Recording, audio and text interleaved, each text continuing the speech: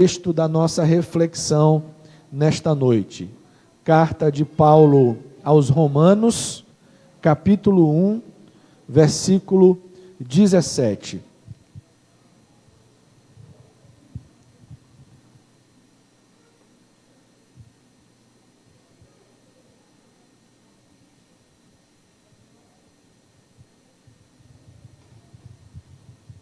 Romanos 1, 17.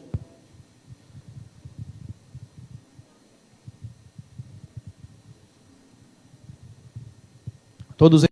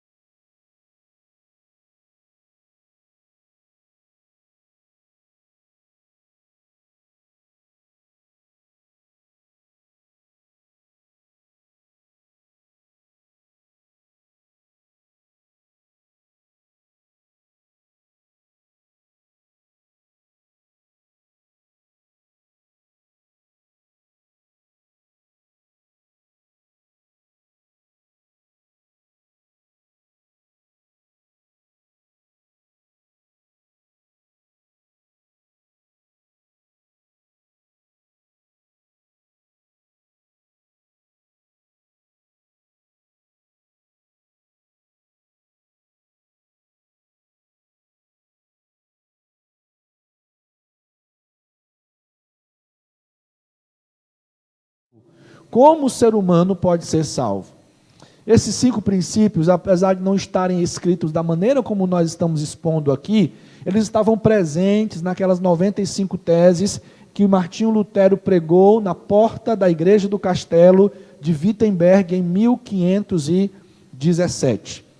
A Reforma Protestante, portanto, veio resgatar esses princípios que são princípios da Bíblia Sagrada, princípios que estão contidos na Bíblia Sagrada, combatendo o ensino e a prática da Igreja Católica Apostólica Romana da época de Martinho Lutero. Portanto, nesse mês da Reforma Protestante, nós estamos revisitando esses 5 princípios. E hoje, nós então vamos pensar um pouco sobre somente a fé, sola fide. Romanos 1,17 foi o texto bíblico que é considerado como aquele que foi o estopim da reforma luterana. E eu falo reforma luterana porque Lutero não foi o único reformador. Ele talvez seja o mais famoso. Ele foi aquele que conseguiu, através dos seus atos, da sua reforma, ter proporção mundial. Ele é o mais lembrado. Mas houveram outros reformadores, inclusive na mesma época de Lutero, enquanto ele estava lá na Alemanha, houve um outro reformador lá na Suíça, chamado Ulrich Zwinglio. Se a gente for examinar direitinho, os nossos princípios hoje como igreja batista, tem muito mais a ver com Zwinglio do que com Lutero. Por exemplo, Lutero ainda preservou muitos ícones dentro dos templos, né? Ele ainda era afeito à estola sacerdotal, às roupas sacerdotais, aquelas roupas cheias de paramentos dos sacerdotes católicos. O Zwinglio, ele dizia o seguinte: se a Bíblia não diz, então a gente não faz. Então, para ele, o templo tinha que ser mais ou menos como esse nosso aqui, paredes lisas, sem desenhos, sem imagens, sem nada, pastor vestido de maneira simples e seguindo tão somente as sagradas Escrituras. Foi um outro reformador. Depois veio João Calvino e tantos outros até chegarem esses princípios até nós. Mas voltando aqui ao Lutero, o Lutero, como nós já vimos, ele se tornou professor lá na faculdade de Wittenberg. E ele ensinou na faculdade de Wittenberg alguns livros da Bíblia. Ele ensinou Gálatas, ele ensinou Salmos e ele ensinou também a carta de Paulo aos Romanos. Lutero era um homem que tinha ele tinha um terror de Deus absurdo. Ele tinha muito medo da ira de Deus. E quando a palavra de Deus trazia essa palavra justiça, ele sempre traduzia ou entendia a palavra justiça como ira. Ira de Deus. Então ele entendia que Deus era um Deus todo-poderoso, que Deus era um Deus todo-santo, e que por causa dos pecados dele, Lutero, ele jamais poderia comparecer diante de Deus sem ser fulminado. Ele aprendia da igreja na época que ele precisava se santificar através de flagelos. Inclusive ele foi encontrado várias vezes na sua cela, no mosteiro, desacordado, de tantas chicotadas que ele aplicava nele mesmo, tentando purificar o seu corpo, purificar o seu pecado e escapar da ira de Deus. Ele já conhecia muito bem a carta aos Romanos. Ele era professor da carta aos Romanos. Lutero era um teólogo notável. Mas, certa vez, ensinando ou preparando-se para ensinar esta carta novamente, ele encontra novamente esse texto de Romanos 1:17. Mas agora o Espírito Santo o conduz a compreender o que exatamente essa passagem diz acerca da nossa salvação. E foi essa compreensão que o Espírito Santo deu a Lutero, a compreensão real, verdadeira, correta dessa passagem bíblica, que fez com que ele experimentasse paz com Deus, que fez com que ele experimentasse verdadeira conversão. E eclodiu então o que nós conhecemos hoje como a Reforma Protestante, ou pelo menos como a Reforma Luterana. E o que é que ele vê aqui? Ou melhor dizendo, o que é que nós vemos aqui nesse pequeno versículo de poucas palavras que nos ensina a respeito da fé como o único meio para a salvação? O que é que esse pequeno versículo pode nos ensinar a respeito do nosso relacionamento com Deus? Vamos a ele? Olha aí no texto. O texto diz, porque a justiça de Deus se revela no Evangelho, de fé em fé. O justo viverá pela fé. Está escrito, né? Está escrito aonde isso aí? Abacuque, né? No livro de Abacuque, capítulo 2, está escrito, o justo viverá pela fé. Então o que é que a gente vê aqui, em primeiro lugar, que nos fala desse nosso relacionamento com Deus e da nossa salvação em Cristo Jesus? Em primeiro lugar, a gente aprende que há uma justiça de Deus.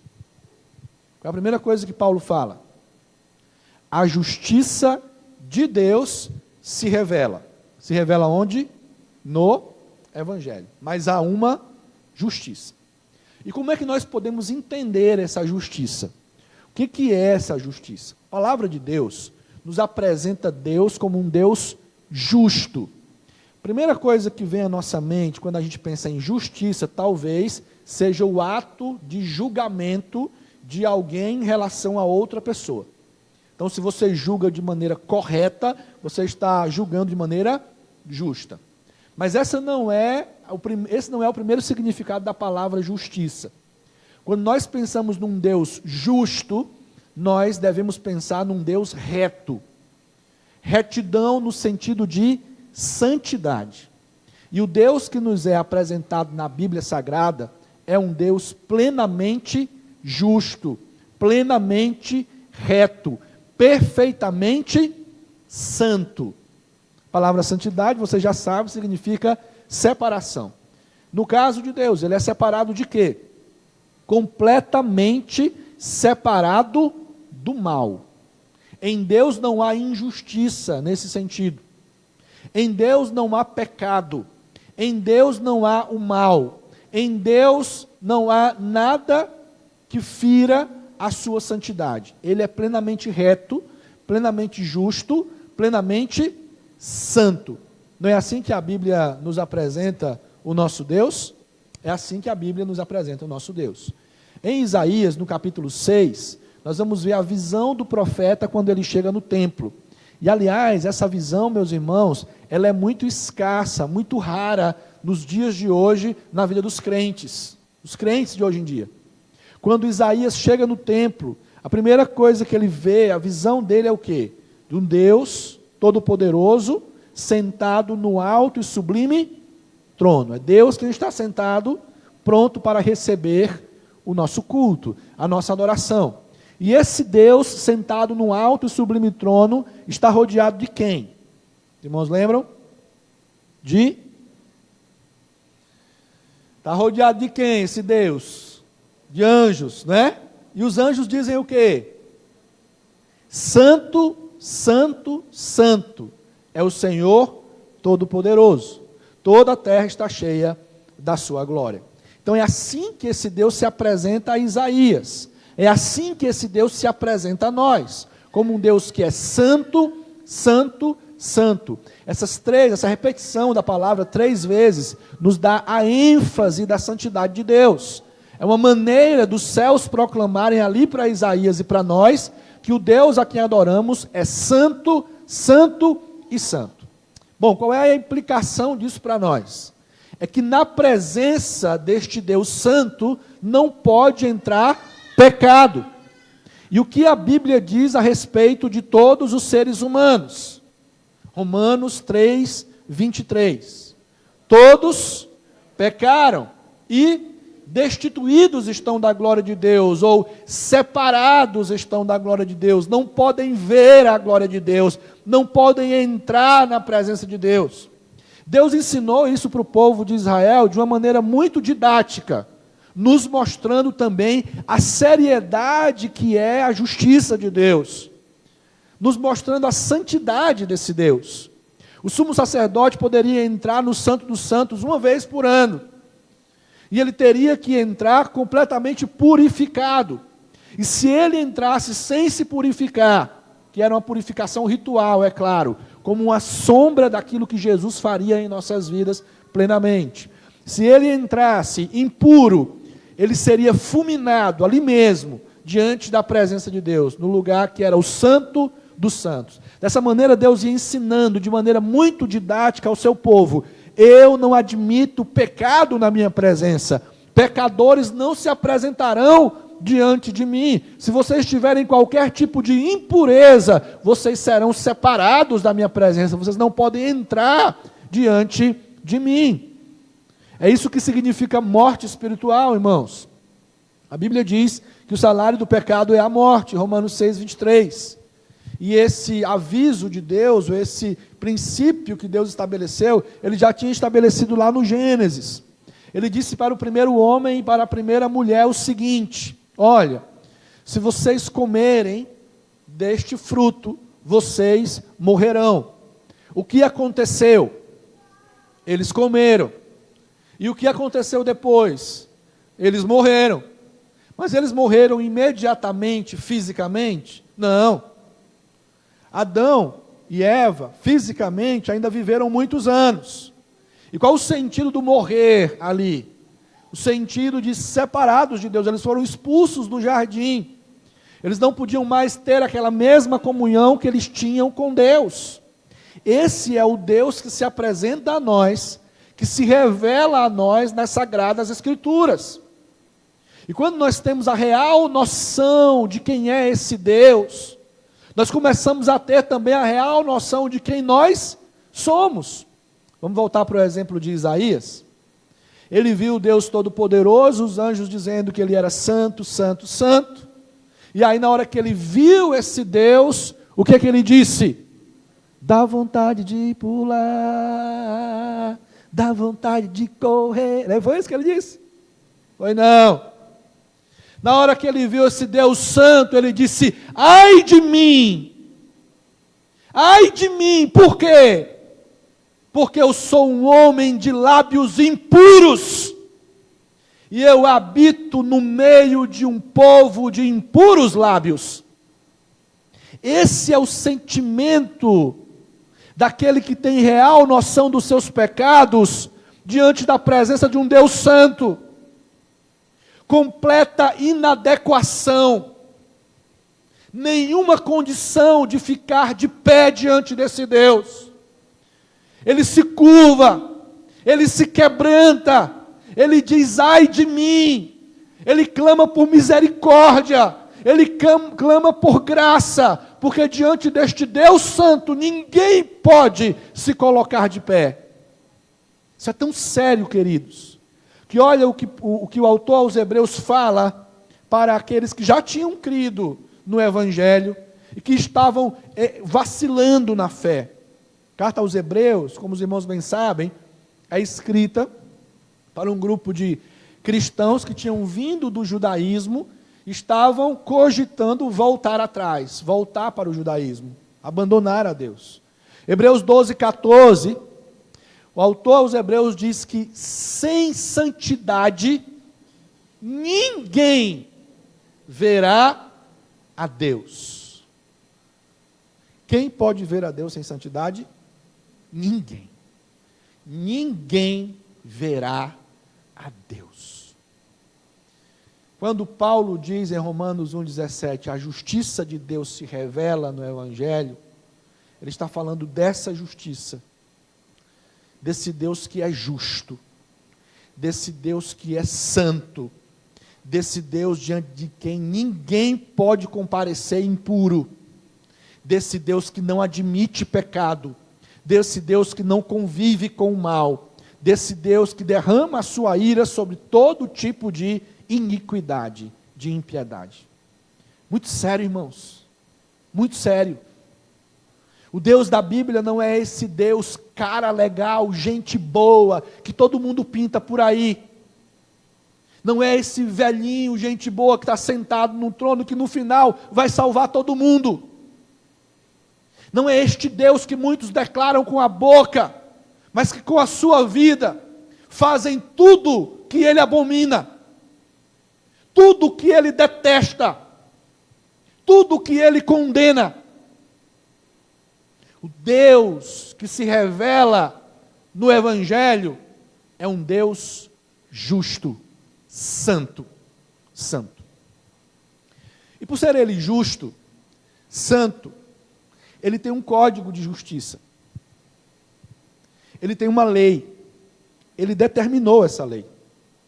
Se entre nós, os homens, um julgamento justo é um julgamento de acordo com as nossas leis, não é assim? Um julgamento justo é um julgamento de acordo com as nossas leis. Se eu, por exemplo, passo num sinal vermelho e eu sou flagrado, eu vou ganhar pontos na minha carteira. Não é nem perder, porque a gente não começa com pontos, a gente começa zerado, né? Vou ganhar pontos na minha carteira. Por quê? Porque a legislação vigente diz isso. Se eu repetir, e chegar àquela pontuação estipulada na lei, eu posso perder a minha habilitação. Isso é justo? Isso é justo. Posso até não concordar, mas a lei é essa, e justiça é julgar de acordo com a lei. Pois esse Deus justo estabeleceu uma lei, que ele deixou muito clara para Adão e Eva. Se vocês comerem, vocês morrerão. Depois ele repete a Ezequiel: a alma que pecar, esta morrerá. Depois Paulo vem e diz a mesma coisa: o salário do pecado é a morte. Então ele tem a sua lei, o seu código de justiça. E o que a sua lei diz é o seguinte: olha, aquele que pecar vai morrer. Essa morte é uma morte física, ela tem consequências físicas. É por causa do pecado que a gente morre fisicamente? Sim, é. Vou voltar ao exemplo aí do trânsito. Se eu dirigir que nem um louco, eu posso me envolver num acidente e morrer. Eu quebrei uma lei, e por quebrar aquela lei, acabei me envolvendo no acidente e morri. Tem a ver com morte física? Tem a ver. Mas quando Deus diz, a alma que pecar, essa morrerá, isso vai muito além da morte física. É a morte espiritual. É a condenação eterna. É a separação eterna de Deus. Então esta é a lei. Qual é o problema? Todos pecaram. Então o que é que deveria acontecer com todos, inclusive comigo e com você? Morte espiritual. Entendido até aí? Amém? Muito bem. Vamos voltar para Romanos 1,17. Esse Deus é justo. Ele tem uma lei, um código de justiça, plenamente santo. Pecado não se coloca em pé diante dele. Pecadores também não. E a ira dele é derramada sobre os homens, sobre a terra, por causa dos pecados dos homens. Mas veja que Paulo diz em Romanos 1,17 o seguinte: a justiça de Deus se revela no Evangelho. A justiça de Deus se revela no Evangelho. Aí é que está o negócio. Porque quando Lutero tinha esse medo, terror de Deus, num certo sentido, a gente pode até concordar com ele. De fato, esse Deus é terrível. Ou, pelo menos, essa faceta de Deus é terrível. Quem pode se colocar diante desse Deus? Quem pode se apresentar justo diante desse Deus? Quem pode se apresentar puro diante desse Deus? Ninguém. Mas o Evangelho diz que Deus pagou, melhor dizendo, castigou os nossos pecados em Cristo Jesus. Essa justiça de Deus, que fatalmente traria nossa condenação eterna, foi satisfeita em Cristo Jesus. Porque o ser humano pecou, ainda estando em estado de inocência, escolheu o pecado e morreu. Um ser humano justo teria que morrer. Deus olha e não vê ninguém. O que é que ele faz? O Verbo se faz carne e habita entre nós. Não à toa João Batista declara sobre Jesus, está lá em João 1,29. Eis o Cordeiro de Deus que tira o pecado do mundo. Não à toa Paulo vai dizer em 2 Coríntios capítulo 5, lá pelo versículo 19, que Deus fez daquele que era justo o pecado, ou o pecador, castigando os nossos pecados em Cristo Jesus. Por isso, Isaías capítulo 53 diz que o castigo que nos traz a paz estava sobre ele. Sobre ele quem?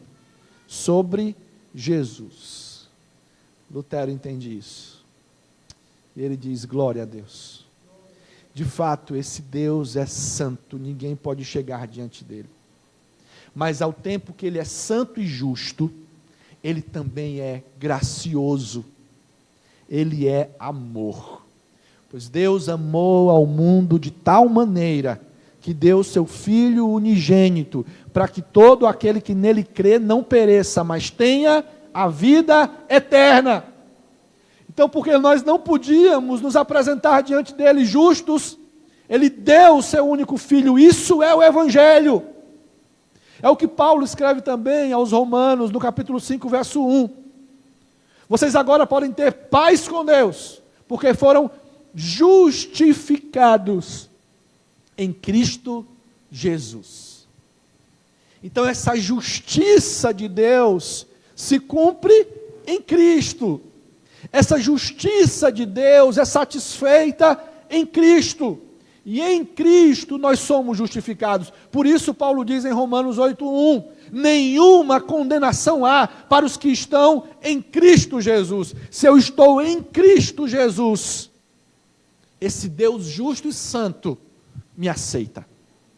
Se eu estou em Cristo Jesus, se os meus pecados foram pagos em Cristo Jesus, esse Deus santo me adota como filho. João capítulo 1, versículo 12. Mas a todos quantos o receberam, deu-lhes o poder de serem feitos filhos de Deus.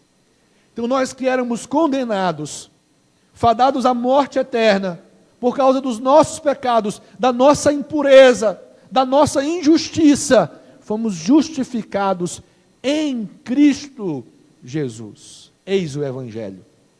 E é interessante que quando você lê o restante do capítulo 1, do verso 17 para trás, até o versículo 1, Paulo vai falar que ele está anunciando esse Evangelho, ele faz questão de frisar, é o Evangelho de Cristo, viu?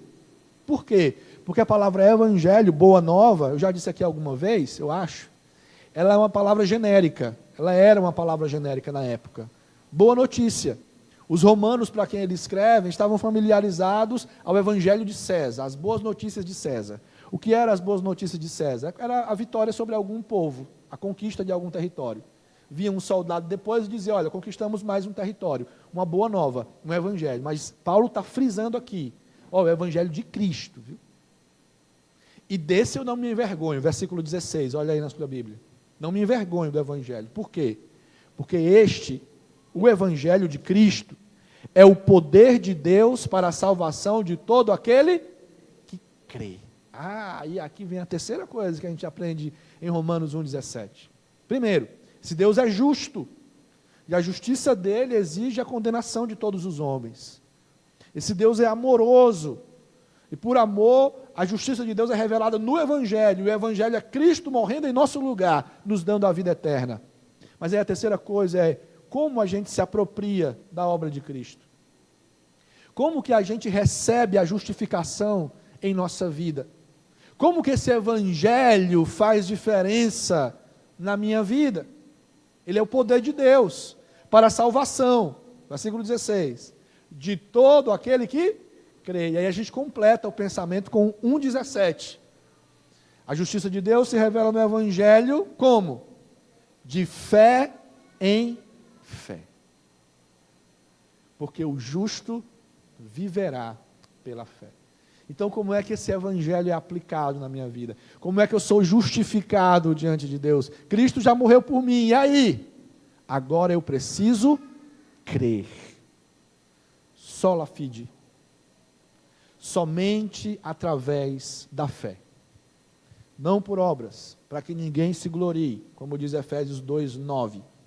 Não por obras, para que ninguém se glorie. Toda obra já foi realizada. Tudo o que precisava ser feito foi feito na cruz, no Calvário. Tanto que Jesus exclama na cruz, no Calvário, em João 19, está consumado, feito, terminou. Ele é a nossa propiciação. Ele foi o sacrifício diante de Deus por causa dos nossos pecados. A obra foi feita, e agora o que é que você precisa? Você precisa crer. Somente através da fé, você pode receber a salvação que vem de Deus. Que fé é essa? Essa fé seria um assentimento intelectual, uma capacidade de compreender e acreditar que algo foi verdade, é verdade, existiu. Não, não é isso. A fé aqui não é esse assentimento intelectual, não é saber de algo e acreditar em algo, como um fato histórico. Não é. A fé aqui não é fé na fé. Sabe o que é isso? Fé na fé? Ficou um pouquinho complicado, né? É que a fé, hoje em dia, ela virou o fim em si mesma. Se você tiver fé, vai acontecer isso e aquilo outro. Se você tiver fé, você sacrifica aqui na nossa fogueira e você vai ser abençoado. É a fé na fé. Se você tiver fé, tudo vai dar certo. Então, tudo depende da sua capacidade de rejeitar a dúvida e acreditar plenamente em algo. Essa não é a fé que Paulo fala aqui. Essa é a fé salvadora. E a fé que salva é a fé em Cristo Jesus. Mas, novamente, a gente precisa aplicar. Não significa dizer que você acredita que Jesus existiu. Sai agora nas ruas aí. Vá, quem sabe, num bar, converse com alguém que está lá. É muito provável que, conversando com essa pessoa e perguntando, você acredita que Jesus existiu? É muito provável que ela diga, eu sei que ele existiu. Você acredita que ele é filho de Deus? Eu sei que é filho de Deus. Não é não? Você visitar uma cadeia, por exemplo, mesma coisa. Olha o nome da turma que está lá dentro. A maioria é nome bíblico. Não é essa fé. Essa fé, diz Tiago, os demônios também têm. Aliás, quando a gente lembra da história do endemoniado gadareno, os demônios, quando veem o gadareno, aliás, quando veem Jesus, desculpe, eles estão dentro do Gadareno, eles veem Jesus, o que é que eles dizem? Você veio nos atormentar agora, filho do Deus vivo? Eles sabiam quem Jesus era e que ele era o filho de Deus vivo. Veja só, os demônios creram e os gadarenos não creram. Porque os gadarenos chegam para Jesus e dizem assim: vai embora daqui, a gente não quer você na nossa terra, não. Não é essa fé. Mas o que é mesmo essa fé salvadora? A fé salvadora, em primeiro lugar, é um dom de Deus, é um presente de Deus. Vocês são salvos por meio da fé. E isso não vem de vós, é dom de Deus. Ali o dom de Deus não é só a salvação, mas a fé para a salvação também é dom de Deus. É dom de Deus. É um presente de Deus. Ele nos agracia com ela. A fé que salva é aquela em que nós deixamos de confiar em nossos esforços, em nossa tradição religiosa, em nossa capacidade para crer em Jesus e somente em Jesus como o único e suficiente Salvador. Quando eu creio que Cristo é o meu Salvador, eu também creio que eu sou pecador. Quando eu creio que Cristo é o meu Salvador, primeiro eu creio que eu estou perdido sem Ele. Eu preciso ter essa certeza, eu estou perdido sem Cristo, eu não tenho salvação sem Cristo, eu não tenho o que fazer sem Cristo. E então eu volto os meus olhos para Jesus, e creio nele, e somente nele, como meu único e suficiente Salvador. A fé que salva nos leva a uma decisão. E qual é a decisão? A decisão de confessar Cristo como Senhor e Salvador. Já que nós estamos no livro de Romanos, abra sua Bíblia comigo aí em Romanos capítulo 10.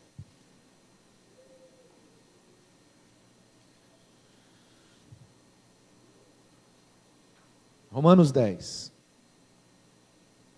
versículo 9 e 10. Todos encontraram? Amém? Olha só. Se com a sua boca você confessar Jesus como Senhor e em seu coração crer que Deus o ressuscitou dentre os mortos, você será salvo. Interessante que a ordem aqui do verso 9, ela é inversa no verso 10. Veja o verso 10. Porque com o coração se crê para a justiça. Olha a justiça aí. Que justiça é essa aqui? É o perdão, a justificação diante de Deus. Com o coração se crê para a justiça, e com a boca se confessa para a salvação. Essa fé nos leva a uma decisão. A decisão de confessar Jesus como o único e suficiente Salvador. Isso é realmente importante? É?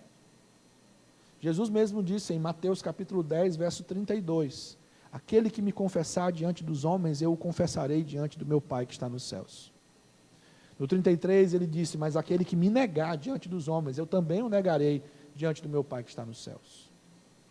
A fé que salva é a entrega total da sua vida nas mãos de Jesus, é compreender que você nada pode, e entregar-se plenamente a Ele, confiando só nele para a salvação. Eu escrevi um estudo bíblico há algum tempo atrás, a gente usa sempre esse estudo bíblico para evangelismo aqui na igreja, e lá eu coloquei uma história que é de domínio público. Você já deve ter ouvido essa história, na verdade. Conta-se que um saltimbanco, agora eu peguei pesado, saltimbanco, não é assaltante de banco não, saltimbanco é um artista de circo. Um saltimbanco, ele era um equilibrista, e ele fazia um número muito apreciado no circo da cidade. Ele andava numa corda bamba, com os olhos vendados, sem a rede de proteção embaixo. Corda bem alta.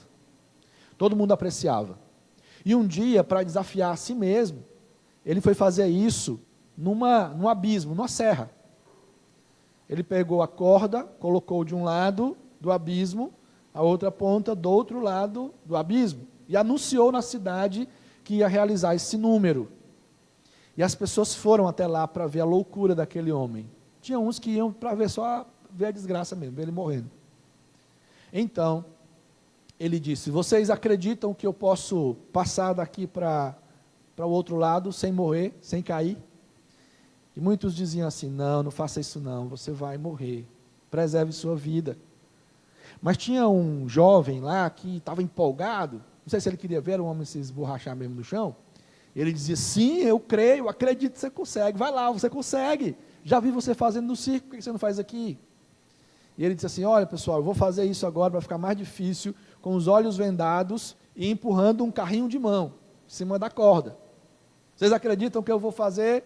E alguns diziam: não, não faça isso, você vai morrer. E esse jovem dizia: vai, você consegue. E aquele jovem chamou a atenção do saltimbanco, do equilibrista, e ele disse assim: rapaz, você realmente acredita que eu posso passar? Acredito, você é bom, você é o cara mesmo, vai lá, você vai conseguir, surpreenda a todos aqui que diz que você não consegue. E o equilibrista disse assim: então se você acredita mesmo que eu posso passar, entra no carrinho e eu vou te empurrar. Ele entrou? Entrou nada.